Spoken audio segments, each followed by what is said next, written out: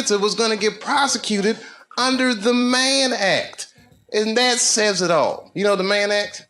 The Mann Act? The Mann Act. The Mann Act is the law that says it's illegal to take a girl across state lines for purposes of debauchery. The Mann Act was written to get one man, and that man was Jack motherfucking Johnson, the first black heavyweight champion of the world. He used to beat the shit out of white men and leave the arena with white women in the 20s. It was amazing. He the whole matrix up. When Jack Johnson won the world championship, he chased the white champion. Back then, white champions would be like, I don't fight black people. It's beneath me. But really, they were scared to death. Jack Johnson was huge. Hey, you seen them old tapes in them boxes? Them Jack Johnson moved like a modern person. You know, if I had a time machine, I could be the heavyweight champion in the world. And then he would leave the arena, and he would openly have sex with white women all the time. Now, you think he would get persecuted for that, but they never touched him. Because the heavyweight champion of the world is the most prestigious title in sports. Period. The headline of the paper say, Jack Johnson is it. They chased this down. They made the Mann Act. He had to flee the country. He was living in exile, couldn't fight anymore. When Muhammad Ali saw Jack Johnson's story on Broadway, he said, that is my story. If you change white women to Islam, he said, that is my story, right? Jack Johnson just got pardoned in 2005. Do you know who sponsored that bill? John McCain. Comedian Dave Chappelle spoke on this in 2009, and it's a story many should know. When black Americans were expected to defer to whites, Jack Johnson battered them to the ground. And at a time when the mere suspicion that a black man had flirted with a white woman could cost him his life, Jack Johnson slept with whomever he pleased. To most whites, and to some African Americans, Johnson was a perpetual threat, profligate, arrogant, amoral, a dark menace, and a danger to the natural order of things. Let's also be clear, from the greatest, Muhammad Ali's own mouth, when speaking of Jack Johnson, he said this. Jack Johnson was a black man back when white people lynched Negroes on weekends, every weekend. Back in 1909, they would send him letters saying, you fighting a white man, and if you knock him out, we'll kill you. He said, just kill my black buggers, I'm gonna knock this white man cold. And he would knock the white man out, and the Ku Klux Klan would be burning them. They killed Negroes all over the country. When Jack Johnson wanted to fight, they had riots all over the state of America. It was so serious, and Jack Johnson, he's bad. He had to be a bad, bad black man. Wasn't no black Muslims to defend him. Wasn't no NAACP in 1909. Wasn't no Rap Brown. Wasn't no MOVE. All these black groups. Wasn't no Angela Davis, no Hill Newton, no Malcolm X. He was by himself. Jack Johnson, he was one black man in the midst of all them rednecks would kill lynch Negroes every day. He would dress up in pretty suits. Negroes are allowed to dress up in days. He put on pretty white neckties and pretty white, and had white women. You know that. He married white women. You would get lynched for looking at a white woman in them days. That man married white women and walked around, took pictures with his white women. Married two of them, and they running out of the country because of white woman. He left the whole country and fought out of Cuba. He was bad. I know I'm bad, but he was crazy. Jack Johnson was that dude. Let's be clear, all right?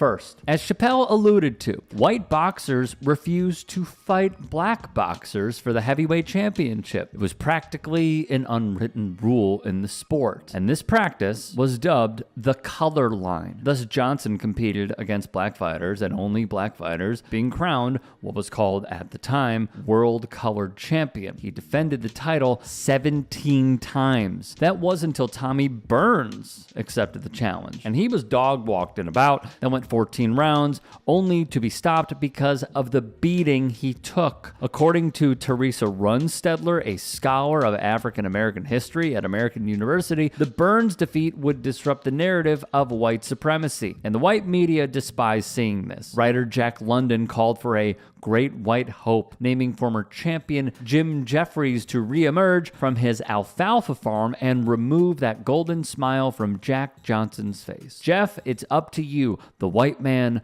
must be rescued. Jeffries had been out of boxing for some time at that point, 4 years, as a matter of fact, and many pleaded for his return, okay? He trained a lot. He was offered a lot of money.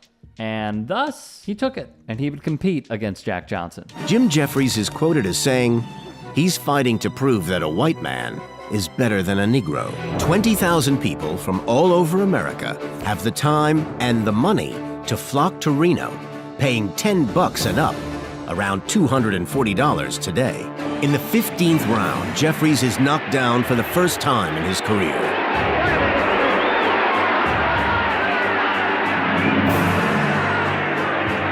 Then put through the ropes before he finally quits.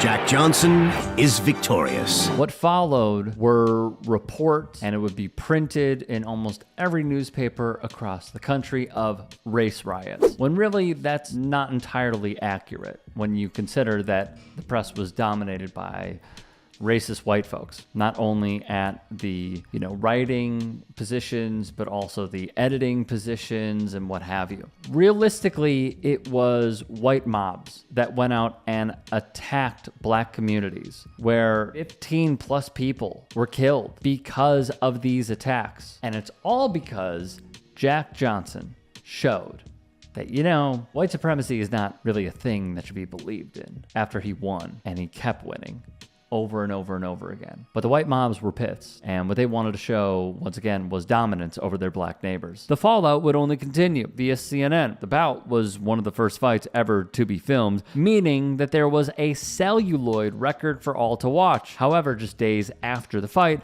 many states and cities banned showings of the Johnson-Jeffries film. Thus, if they couldn't get him in the ring, they had to discover different avenues. His romantic involvements with white women, his defiance of societal norms, and his unapologetic demeanor all challenged deeply rooted racial prejudices and ignited intense racial animosity, wrote the National Museum of African American History and Culture. Johnson's relationships with white women, including one with Belle Schreiber, a known prostitute who had accompanied him on a journey from Pittsburgh to Chicago, sparked considerable controversy. They conclude, in 1912, he faced arrest for violating the Mann Act, also known as the White Slave Traffic Act, which was a law aimed at combating sex trafficking. The charge was dubious. Authorities disapproved of an African-American man holding the heavyweight title, a symbol that represented masculinity at the time. Furthermore, his athletic prowess, dominance over white fights, refusal to abide by Jim Crow etiquette, and relationships with white women